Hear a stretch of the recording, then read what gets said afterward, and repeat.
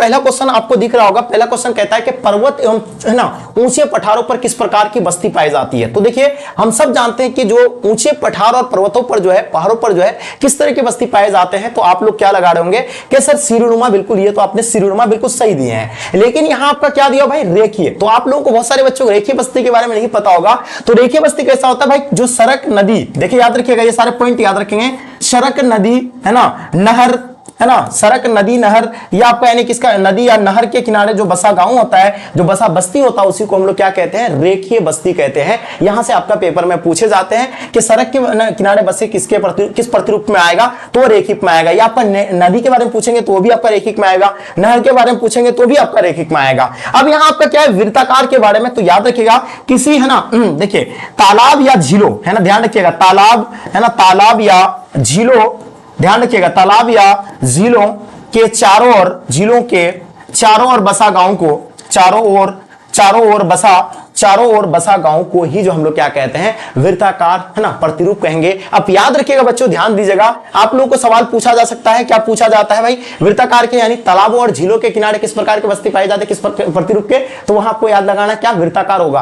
कभी कभी वृत्ताकार ना देकर के निहारिका रहता, तो निहारिका आपको टिक करना है। तो इसका सही जवाब आप लोग का हो जाएगा भाई सिरुनुमा, यानी सिरुनुमा जो होता है वो पर्वत और ऊंचे पठारों पर जो है पाई जाती है। बिल्कुल आपने सही आंसर लगाया, यानी ऑप्शन सी इसका सही आंसर हो जाएंगे। अब देखिए सवाल पूछा गया है कि भारत के किस राज्य में बांस है ना ड्रिप सिंचाई प्रणाली, जहां बांस ड्रिप सिंचाई, आपको देखिए तुरंत आपका आंसर क्या होना चाहिए भाई, मेघालय। बिल्कुल इसका आंसर आप लोग का बिल्कुल परफेक्ट आंसर हो जाएंगे। यानी भारत का मेघालय एक राज्य है जहां पर जो है बांस ड्रिप सिंचाई प्रणाली के माध्यम के जो है क्या किया जाता है भाई, सिंचाई किया जाता है। ये आपको याद रखना, मेघालय में। अब सवाल पूछा गया किस महादेश में सबसे अधिक जो है संख्या में अंतरराष्ट्रीय पर्यटक आते हैं। पर्यटक मतलब समझ रहे हैं, जो घूमने जाते हैं है ना, जो एंजॉय मनोरंजन के लिए जो घूमने जाते हैं उसी को पर्यटक कहते हैं। और एक होता है पर्यटक स्थल। तो पर्यटक स्थल सबसे ज्यादा जो आकर्षित करता है वो कहां का भाई, तो हम सब जानते हैं कि यूरोप महादेश का जो सबसे ज्यादा जो है पर्यटक स्थल लोगों को क्या करता है, आकर्षित करता है। इसीलिए जो है यहां पर इस महादेश में लोग जो है ज्यादा घूमने के लिए जाते हैं। अब बात करेंगे भाई, आप लोगों को बिल्कुल पता ही होगा है ना,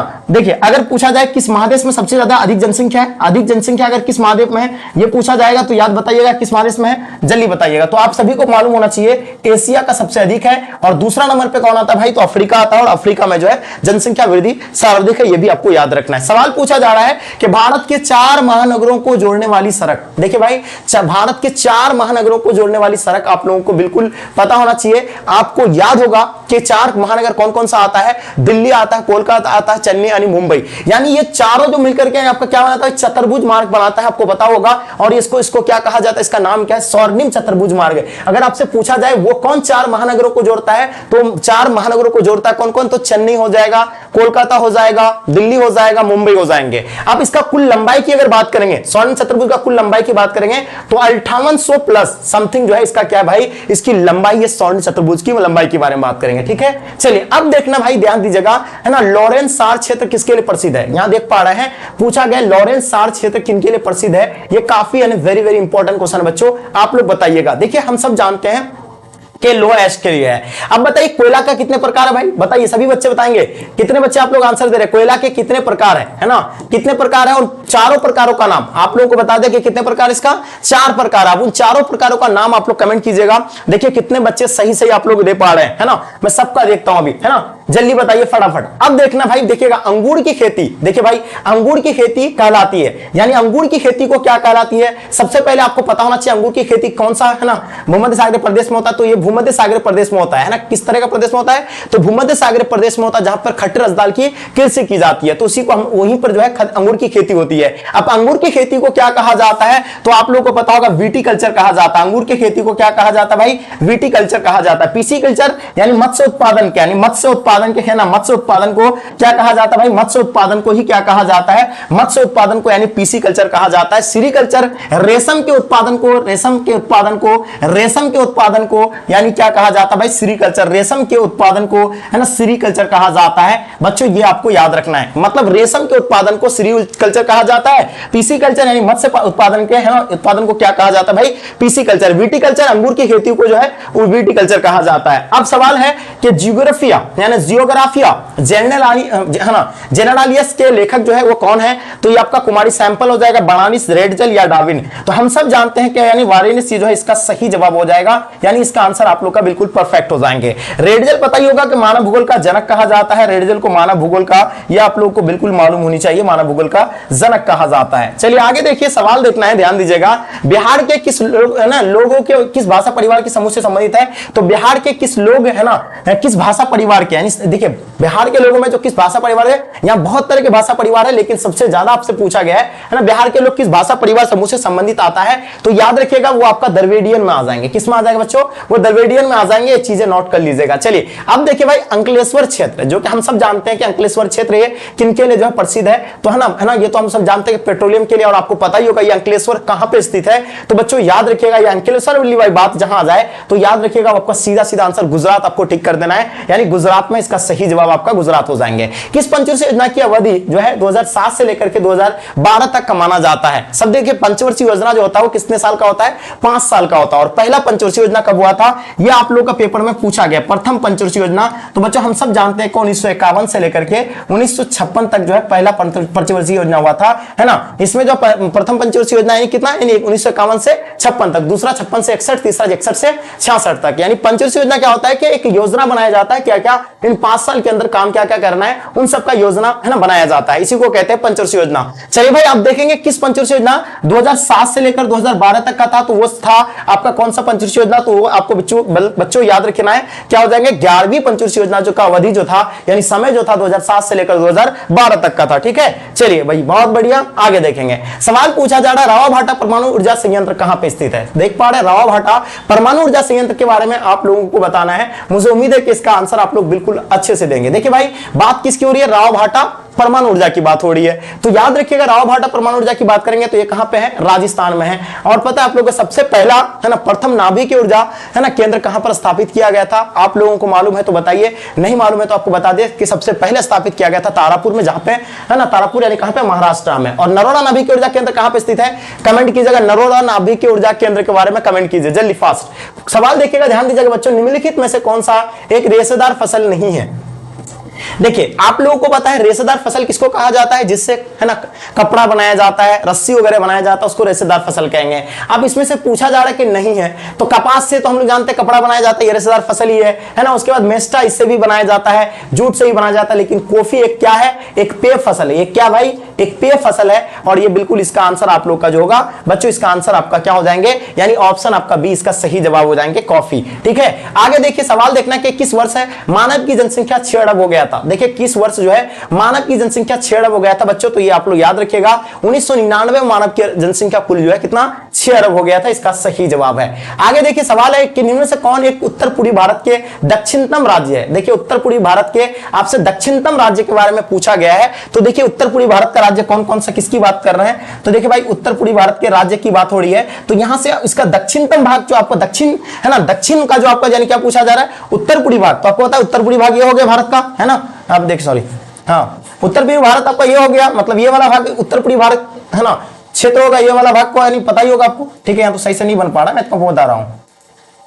हाँ तो ये वाला उत्तर पूर्वी वाला भाग हो गया। तो यार इसका क्या पूछा गया? आपका दक्षिणतम भाग पूछा गया। तो ये पूरा भाग उत्तर पूर्वी भाग का आ जाएगा। अब दक्षिणतम जो होगा वो आपका यहाँ पे होगा, इसलिए इसका आंसर आपका क्या हो जाएगा भाई? सहना कौन पड़ता है? वो त्रिपुरा पड़ता है। इसका आंसर आप लोग का भाई त्रिपुरा इसका सही जवाब हो जाएंगे, यानी इसका आंसर आप लोग का बी इसका भी बिल्कुल परफेक्ट आंसर हो जाएंगे। चलिए कालाहारी मरुस्थल में कौन सी जनजाति निवास करती है? बच्चों यहाँ से सवाल देखिएगा, कालाहारी मरुस्थल में कौन सी जनजाति निवास करती है? Very very important question. देखिए कालाहारी मरुस्थल हम सब जानते हैं कि कहां पे है भाई? तो ये आप लोग अफ्रीका में ही पता ही होगा। अब ये आपको बताना है कि ये कहां है ना, किस तरह की जनजाति वहां पाई जाती है? तो बुशमैन पाया जाता है, और आप सभी का आंसर बुशमैन इसका राइट आंसर हो जाएंगे। देखिए नवनिश्चयवाद के प्रवर्तक कौन है? सबको पता है कि नवनिश्चयवाद को ही क्या कहा जाता है बच्चों?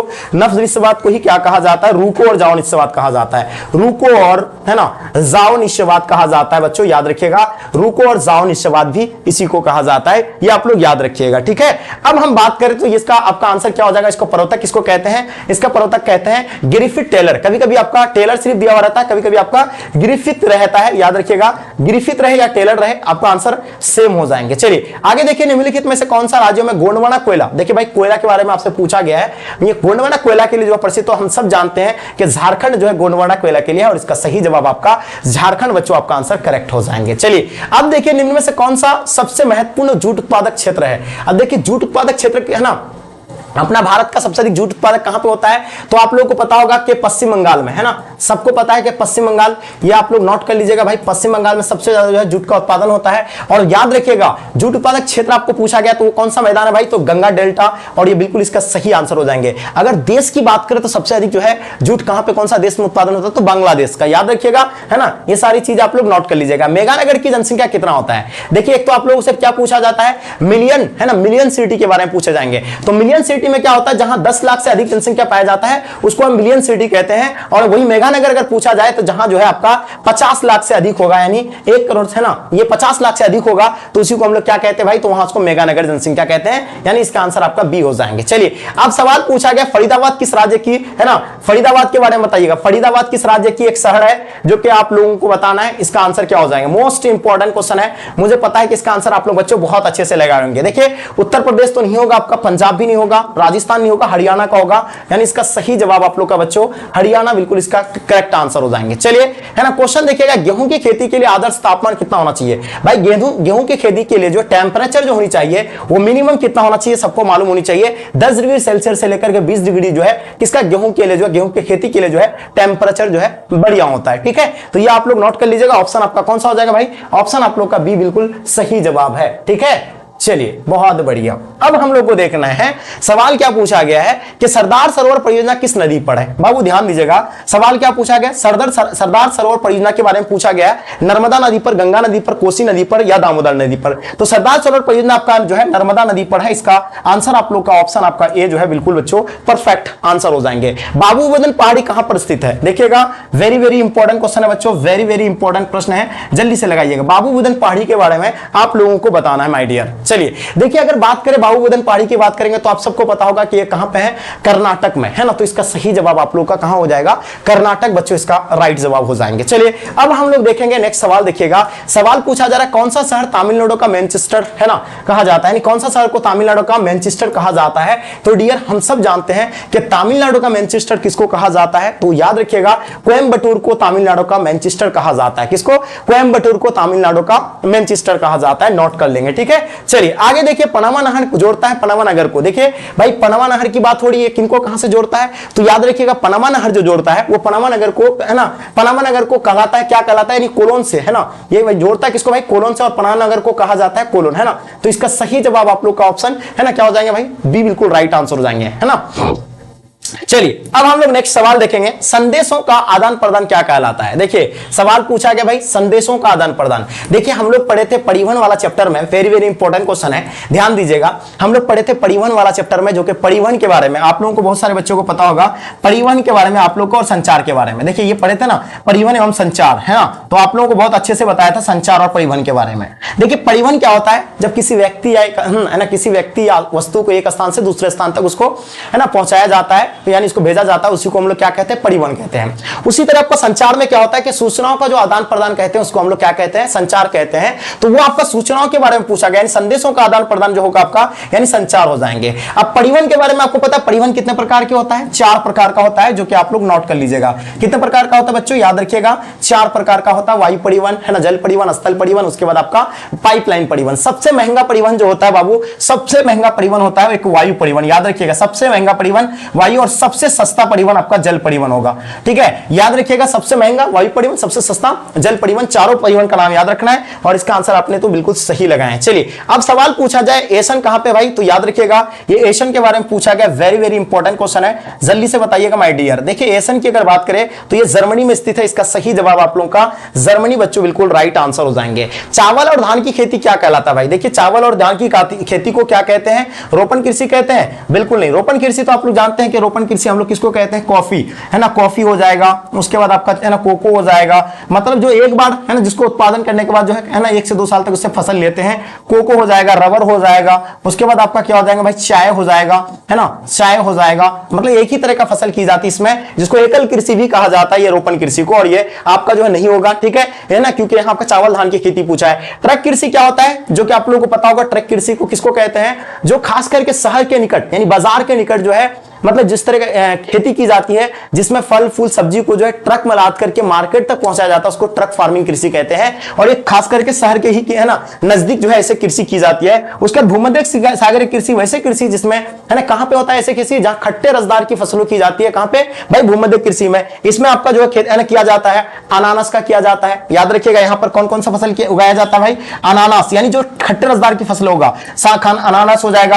अंगूर हो जाएंगे, ये जो इस तरह के फसल जो आपका कहां पे उगता है भाई, तो वो भूमध्य सागरीय कृषि में होता है। तो आपका बचा क्या, ये भी नहीं होगा, ये भी नहीं होगा, ये भी नहीं होगा, तो बचा क्या आपका गहन निर्वाह कृषि। इसका सही जवाब आप लोगों का ऑप्शन डी यानी गहन निर्वाह कृषि इसका करेक्ट आंसर हो जाएंगे। किस पर्वतीय ऊंटी पर है ना, देखिएगा कहा जा रहा है किस पर्वत पर ऊंटी के पर्यटक केंद्र अवस्थित है भाई, तो ऊंटी पर्यटक केंद्र की अगर बात करेंगे तो हम सब जानते हैं वह कहां हो जाएगा, नीलीगिरी बच्चों इसका सही जवाब हो जाएंगे, यानी नीलीगिरी बच्चों इसका आंसर आप लोग का क्या हो जाएंगे, करेक्ट आंसर हो जाएंगे। क्लियर, बहुत अच्छे से बता रहे हैं, बहुत बढ़िया बच्चा, बहुत बढ़िया। आगे देखेंगे, सवाल पूछा जा रहा है, ध्यान दीजिएगा कि किस नगरीय क्षेत्रों में प्रवासी जनसंख्या का अंश सर्वाधिक है। देखिए भाई आप लोगों को पता होना चाहिए किस जो है प्रवासीय है ना, किस प्रवासी जनसंख्या का अंश जो है किस नगर में जो है प्रवासी अंक जो है सबसे ज्यादा प्रवास कहां पे आता बताइए, होगा आपको मुंबई में, है ना। तो ये आप लोग का आंसर क्या हो जाएगा भाई, मुंबई। इसीलिए होता है क्योंकि वो एक तो फिल्मी इंडस्ट्रीज को लेकर के साथ साथ में भारत का वित्तीय राजधानी भी है, और वहां पर जो है ना घूमने उमने के लिए भी जगह है, और इसलिए जो है ज्यादा जो वहां लोग प्रवासी आते हैं, याद रखिएगा। जल अभाव वाले क्षेत्रों में किस प्रकार की बस्ती पाई जाती है। देखिए जल, जहां जल की कमी, अभाव मतलब समझ रहे हैं, जहां जल की कमी होगा वहां जो है